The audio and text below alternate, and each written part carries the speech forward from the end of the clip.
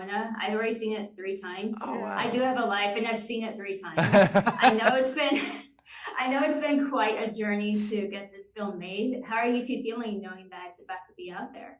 We couldn't be more excited. I mean, like, what a journey. I mean, very rarely does a movie, die and come back to life, and that story's been talked about so much. But now that the movie's out there and people are starting to see it, it's so exciting to see people react to the movie, not just the story behind it, and get to finally to see this thing and see why so many people fought so hard and so passionately to keep it alive and to get it made and to bring it to the audience. So it does feel incredibly cathartic and just exciting to sort of be here and get to share Nimona with the world. Awesome. What about you, Nick? I mean, listen, this is an incredibly fun, exciting, funny, but also powerful story, about acceptance, and just incredibly grateful that it's going to get out there, because I think it is also great for some people to see themselves in a movie where they haven't before. Totally, yeah. I think it's very timely and resonant with what's been going on in the world. Right. And I wish I could tell you my favorite moments, but I don't want to spoil it for anyone who hasn't seen it. Why was it important and crucial to adapt this graphic novel in particular? And how was it working with ND as the producer? Listen, ND is amazing. The graphic novel speaks to just how amazing ND is. Again, it's incredibly funny. The style of it is really unique, and the world is amazing, where it's this, this mashup of, all these flying cars and futuristic elements, but a mindset in a feudal past. It's incredibly powerful, and yeah. And ND was great as a producer. I mean, a creator has no one knows the story better than him. And then we come in to try and adapt it. And adaptation always takes you want to be true to the material, but it needs to sort of be its own thing. And I can't say enough good things about ND and his ability to sort of know what they wanted to say and keep from the graphic novel, but allow it to become this new unique element as a film. It was a really great journey and process getting to work with him. Right. To be mindful of time, those are all the questions I have for you too. Sure. But thank you so much, and congratulations awesome. on Nimona. Thanks you very much. Hey, appreciate it. I'm Lauren Lola with the Nerds of Color. I'm very excited to talk to you. Yeah, likewise. I love Nerds of Color. Oh, that's me. That'd be so much hearing that from you. Yeah. Thank you. So let's talk about Nimona. It does a really good job of incorporating LGBTQ representation and themes. And I know that you've been very candid about your experience as an openly gay man. What does the story of Nimona mean to you personally? Gosh, it means everything to me. I think it's something that is wild to watch something as an adult that you wish you saw as a kid, And it's something that I feel is the core of it, outside of even just the inherent queerness of it, is challenging systems that are forced upon you. I think that's the radicalism of Nimona's character is so aspirational. Like, her source of chaos is all to fight against essentially what is an oppressive regime. And I think that's such a great story to tell anyone of any age with fun and humor and heart. That aspect of it for me is just especially powerful to see in a family film. Yeah, indeed. I think anyone who sees that and is aware of what's been happening in our current world and time is like, yeah, it's not too far off from each other. Yeah. So 2023 is kind of the year of audiences getting to experience you as a voice actor, which is very cool. Can you talk about your approach to voice acting in comparison to live action acting? And in this case, in portraying Ambrosius? Yeah, I'm so blessed to be part of voice acting in general, because there's so many talented voice actors out there. I'm such a huge fan of animation already that, I was dubbing, Dragon Ball to myself all the time when I was a kid. So this is something that was always in the cards for me. I was already exploring voice acting before I got cast. And what I love about it most is that you can really disappear not only into a character, but into a world that you just can't express necessarily in different mediums outside of animation. And that sort of feeling of getting lost in that is something that I personally really love. And I just love that you don't have to stare at my stupid face.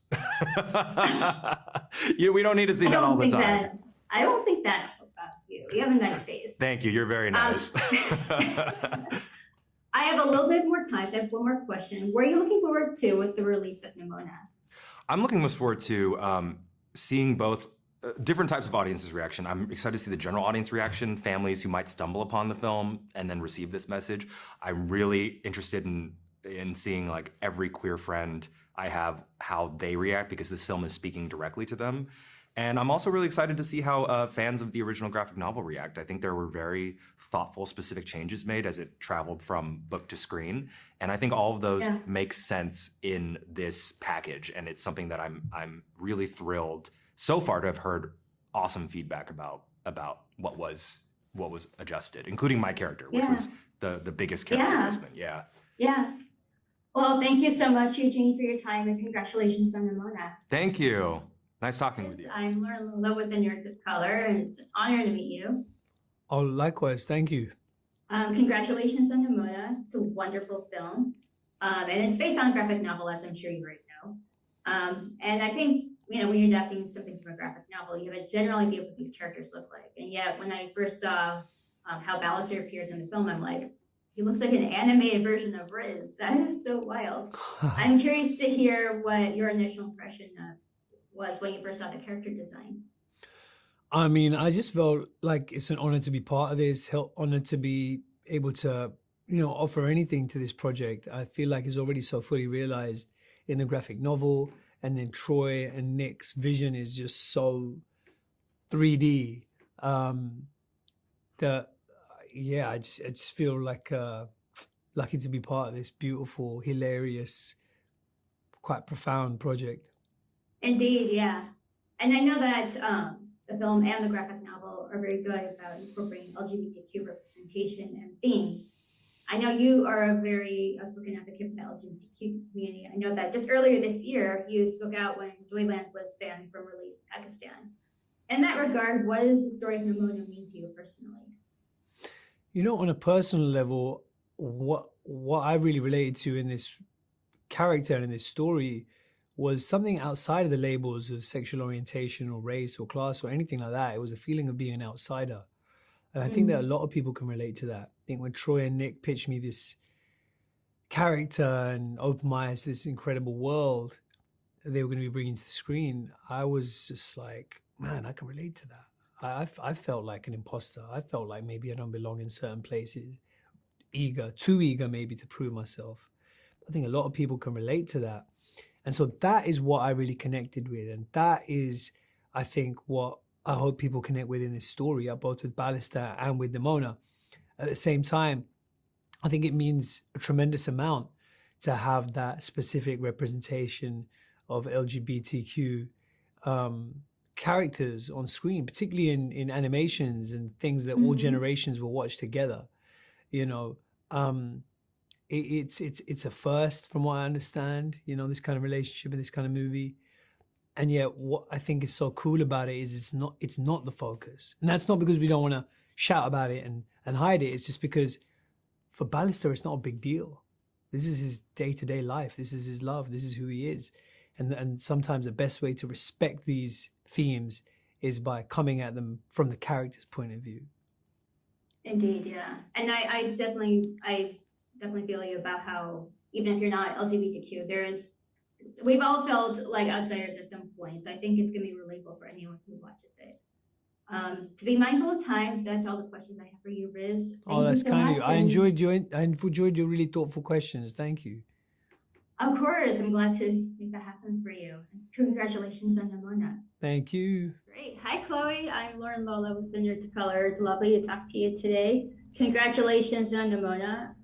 Both the film and the character are really fun and very, very thoughtful as well.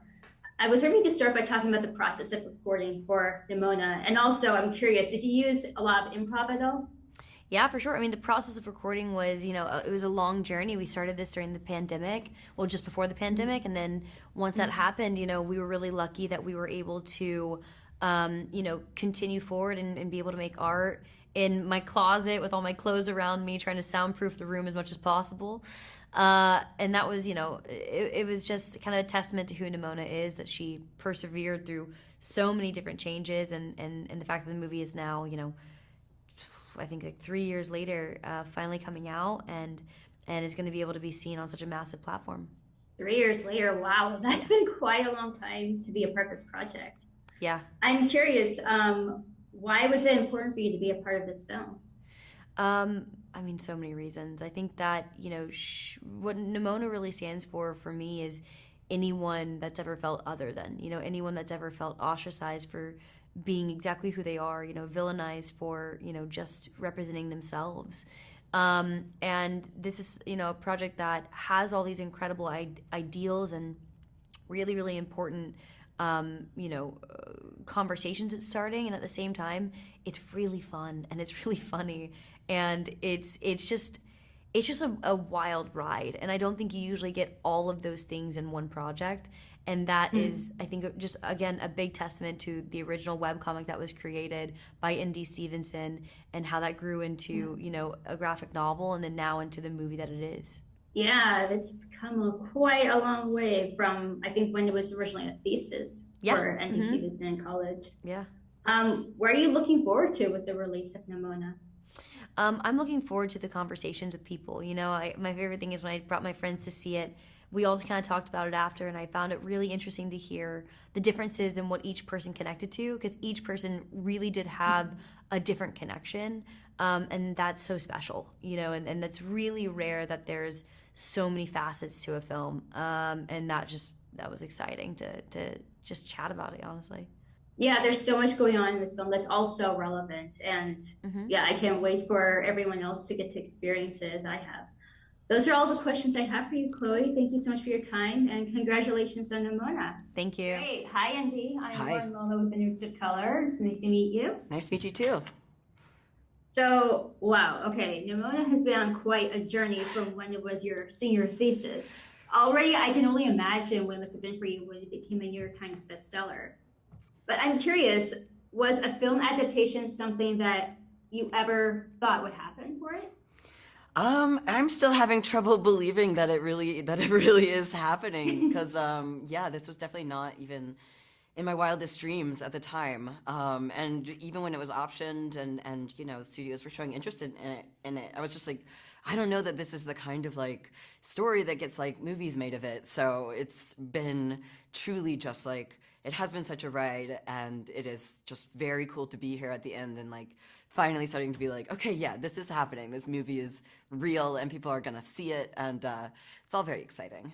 Yeah, I know that the journey of getting the film made in and of itself was a journey. Yeah. So I can imagine that this must be like a huge release for you. Yeah. All of us are just like, we're just riding high on this feeling because it has been so many years in the making, and there were so many times when it just like, you know, it seemed like the whole story was over, and so it's really satisfying being here now, I have to say. Yeah, definitely. And having seen it 3 times already, it's well worth it because it's a wonderful film. Yes. And I know that you don't need me to tell you that we're living in a time where in certain parts of the US, you know, LGBT people are facing very discriminatory acts by their local governments and beyond. And I'm curious, what do you hope for the film version to accomplish during the times that we are living in? I think that the film does such a wonderful job of, I think the message at its heart is that you don't need to understand someone fully. You don't need to know every single thing about their life. You don't have to share their experience in order to love them and accept them. And that's the message that you see. That's like so much of Ballister's growth in this movie is realizing that, like, you know, Nimona is in some ways unknowable, and that's just her. That's who she is. Like, and I think that that's something that families and, you know, people who are LGBTQ plus or people who love them, that's something that's, you know, love and acceptance should come first. And if you really get to know someone, the understanding will follow. Indeed, yeah. I know that every time Val would ask, "What are you?" she would only respond with, "I'm Nimona." Yeah. As a mixed race person who's been asked that several times, I'm like, yes, that is a solid, good answer. Yeah. To be respectful of time, those are all the questions I have for you, ND. But thank you so much, Thank you. Congratulations. I'm so glad you like the movie. Lectures, fanboys, professional artists, and professors. Maybe a nerd who's just like you, talking about the things that you like too. So I invite you to the NOC. In full color, you see me. The hard knock life, comics, movies, and TV. Yeah, pop culture with a different perspective. Watch it on your screen, hit play, so check this.